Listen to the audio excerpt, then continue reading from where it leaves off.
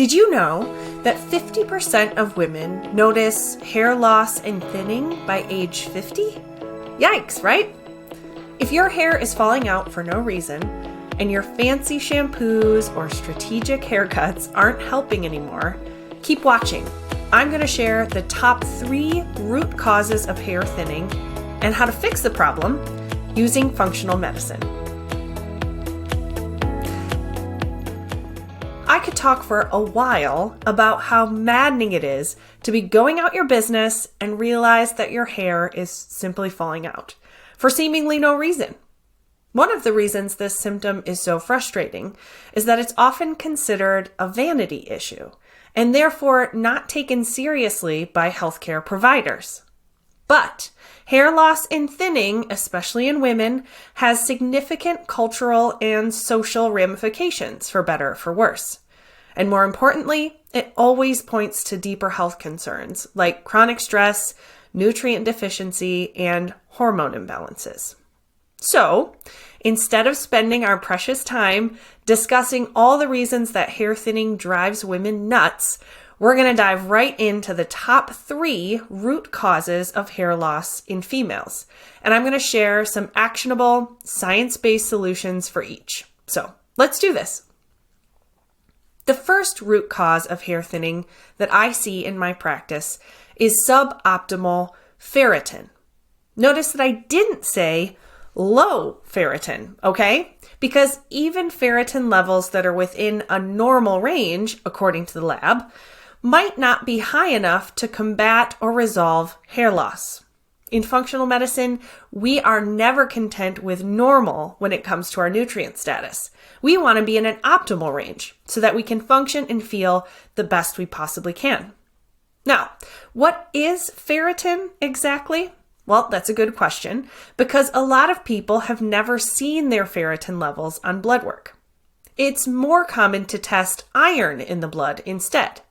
But ferritin is a more helpful measurement when it comes to chronic or long-standing conditions because it tells us about our long-term iron status. Specifically, it's a protein that stores iron and releases it into the blood when it's needed.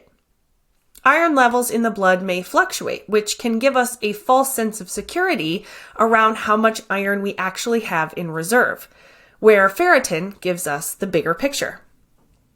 Why is having optimal ferritin levels important? Well, it's what makes our red blood cells able to carry oxygen to the rest of the body, fueling our function on the most basic of levels. When iron reserves are low, it can result in fatigue, dizziness, shortness of breath, weakness, and a bunch of other symptoms that overlap with other root causes, not to mention hair loss. So, how do we fix this root cause? Well, we do a blood test to determine ferritin levels, and then we optimize them. For reference, research has found that anything less than 50 micrograms per liter is insufficient to regrow hair. I typically aim for 70 micrograms per liter with my clients. I help my one-on-one clients access this kind of testing all the time, in case your practitioner won't draw it for you, just FYI. Okay, so how do you improve your ferritin if it's below that magic 70 micrograms per liter? Well, if you tolerate it, you can incorporate more grass-fed red meat into your diet. Nuts and seeds have some iron in them, as do green leafy veggies like spinach and kale. Taking vitamin C with meals can improve iron absorption, as can digestive enzymes. I found that the quickest route to improved ferritin, and therefore improved hair growth, is iron supplements. But quality really matters with this one because iron can be very hard on digestion. To avoid the constipation and gut irritation that comes with a low-quality iron supplement, I recommend a product that contains ferrous bisglycinate in combination with other compounds that are necessary for forming healthy red blood cells. You can grab my favorite at the link in the show notes, and I'll even pass along my 20% practitioner discount so you can save yourself some cash. There are other reasons why you might not be absorbing or utilizing iron effectively, including microbiome imbalances or overgrowth, heavy menstruation, and low progesterone. If you know your ferritin is low despite intake, it may be worth a deeper investigation into underlying causes. Feel free to apply for a one-on-one consultation if you'd like some help coming up with an action plan. The second root cause of hair loss and thinning that I find in my female clients is thyroid hormone imbalance. And again, we're looking to optimize thyroid function, so we're not content with normal lab results. The most common way to assess thyroid function is by measuring thyroid stimulating hormone, or TSH. But unfortunately, this doesn't tell us the whole story. It's possible and even common to have thyroid imbalances even if your TSH falls within that normal lab range.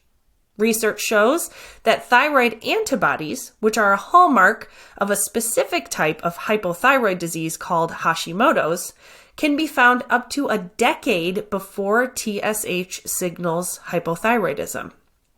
But most doctors don't perform a full thyroid panel, including these antibodies as well as T3 and T4. More on that in a minute. Symptoms of this subclinical early low thyroid function include hair loss and thinning, fatigue, weight gain, brain fog, always feeling cold, puffy face and eyes, loss of eyebrow hair, constipation, depression. The list actually does go on, but the point is that these symptoms are what we call nonspecific, meaning that they could have any number of overlapping root causes. So, if the symptoms of early thyroid dysfunction are fuzzy and early testing isn't the norm, that means that many women with hair loss or thinning are falling through the cracks and missing out on years of opportunity to resolve the issue at the root cause. And you know what? That's a bummer. Here's what you can do instead. Get a full thyroid panel, including TSH, free T3, free T4, and thyroid antibodies. You can ask your primary care provider or gynecologist to order this for you, and some will. If yours won't, you can order your own at-home thyroid testing kit at the link in the show notes. I'll even help you interpret it. Once you know if your thyroid is playing a role in your hair loss, you can take steps to rebalance it. Treating thyroid dysfunction could be as simple as taking thyroid medication to raise your hormone levels, or as complicated as treating leaky gut, rebalancing micronutrients, calming an overactive immune system. I mean, it can get pretty complex. But the point is, you'll know if it's contributing to your hair loss because you'll have complete data. And from there, you can investigate further steps. Again, if this turns out to be a factor for you, I'd be happy to help come up with a plan of action that fits your specific situation. The third root cause of hair loss and thinning that I've seen in my functional medicine practice is malnutrition.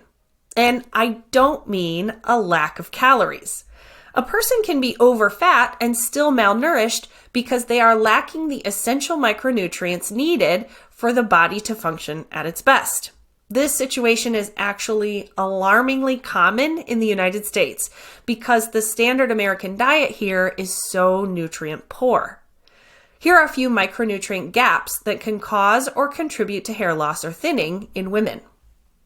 Essential fatty acids from foods like anchovies, herring, flax seeds, and olive oil can't be made from scratch by your body. So if you're not eating them or supplementing with them, you could be deficient. Selenium is a micronutrient found in seafood, organ meats, and Brazil nuts, and it also helps balance blood sugar as well as prevent hair loss. When it comes to regrowing hair, you need optimal levels of collagen, zinc, and biotin, as well as iron, which we already talked about. Collagen comes from animal products, specifically cartilage, bones, and joints. Bone broth is a great source of collagen, and there are many products on the market containing this skin, hair, and joint supporting micronutrient. But not all collagen is created equal. Some sources can be very irritating to the gut or cause constipation, so quality does count. Top sources of zinc include oysters, lamb, pumpkin seed, hemp seeds, and cocoa powder. Biotin is a B vitamin and one of the micronutrients that's most commonly associated with hair growth. High amounts can be found in egg yolks, soybeans, peanuts, and chicken liver. Now, I don't know about you, but herring, organ meats, and oysters don't regularly make it onto my plate, though I do love oysters. So if you're experiencing hair loss or thinning, you may need to get these micronutrients in supplement form. And not to sound like a broken record about this, but you need to know that unfortunately, not all supplements are created equal. For the highest standard, best quality supplements for hair loss and thinning, check out my vetted products in the show notes.